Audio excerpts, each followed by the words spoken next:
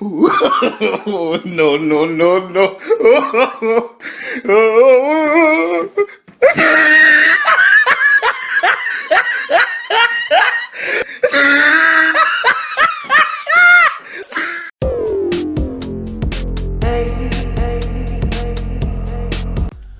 What's up, Raiders? It's your boy Adam from RaidersLostFlix.com, and I've been sitting here recording some videos to put up around the 4th of July, because I got a lot of stuff going on, right? So this is one that has to go up right away, though. I don't think I can get this one up soon enough. It's theme park news. No lions at Disneyland and some juicy parks drama. Well, so it's a small world. This is from Sci-Fi Wire, okay?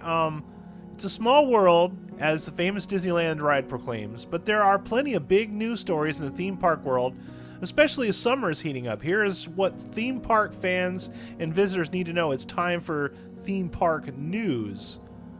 So, Disneyland is open, way open. Star Wars: Galaxy's Edge, the most anticipated Disney parks opening in recent history, finally debuted to the general public last Monday with a highly detailed virtual queue system that has not been used since. Guests have been able to walk right into pilot the Millennium Falcon or sip blue milk or do practically anything else at Disneyland this past week because, for some strange reason, the park is calm beyond belief. From Space Mountain to Splash Mountain, Disney's attractions are currently seeing unprecedentedly short wait times all days of the week, even with the massive opening of just days ago? So what gives? Summertime is often thought to be peak period. It surely is at Walt Disney World, but many local annual pass holders blocked out and relegated to Disney California Adventure, the main park, is much more manageable. Some hopeful Star Wars fans may have planned to wait in fear of crowds, given that reservations for the land's first few weeks sold out in less than 2 hours. While other factor could be that tickets are at an all-time high, costing $150 a pop all summer long. Although the oncoming wave of 4th of July visitors are likely to put an end to this lull, the blissful 10-minute Friday night waits for Star Tours or Big Thunder Mountain Railroad might stick around. Disney lifted its employees' admission restrictions after Monday's low crowds, introduced a $99 park hopper ticket deal for friends of annual pass holders, half off the going rate. Disneylands have also been hyping how chill the park has been, retweeting unofficial posts about how quiet and easy the park has been and screenshotting low wait times. So the word's getting out. There's no concrete reason for the dip, but plenty of guests flooded Star Wars Galaxy's Edge during its reservation period and might be skipping a return visit until Star Wars Rise of Resistance. Rise of Skywalker, you idiots! God! Sci-Fi Wire, check yo shit! Opens later this year. Still, there's no another reason to return sooner than later. It's all at space related. The famed Main Street Electric Parade is coming back on August 2nd, and it's a dose of Disney nostalgia no fan will be immune to. And I'm not going to read all this other nonsense, but yeah, why do you suppose that is? Okay, I have a few theories. Okay, a lot of people would lead you to believe that, the Phantom Menace, we just kind of we're just focused on negativity and spreading hatred and trying to launch a smear campaign to try to get Disney closed down because we're just butthurt about a couple of changes that they made to Star Wars, when the reality of it is that Disney has sanitized Star Wars. You bought the logo, you own the rights, you had all of these things that you could have done with this theme park, but instead you spent all of this money around the sequel trilogy. And I got news for you. It's not just the Phantom Menace that doesn't like the sequel trilogy. Some people hate it. In fact, look at the drop-off rate when The Last Jedi came out versus when The Force Awakens came out. When The Force Awakens came out, I went back and saw it like at least 2 more times. Alright? The Last Jedi, seen it once. Once in the theaters, and then I watched it, part of it once on Netflix as part of a watch party. And that's it. That's the only times I've ever seen The Last Jedi. I don't even own it in my collection. I hate that movie. I hate what it's done to the fandom. I hate what they've done to the universe. I hate what Disney has done to Star Wars. A lot of people, I believe, are getting tired of Disney. They're getting tired of them owning the entire entertainment industry. They're getting tired of them dictating to the fans what they ought to like. They're getting tired of them rebooting all of these cartoons, these classic cartoons, as live action reboots.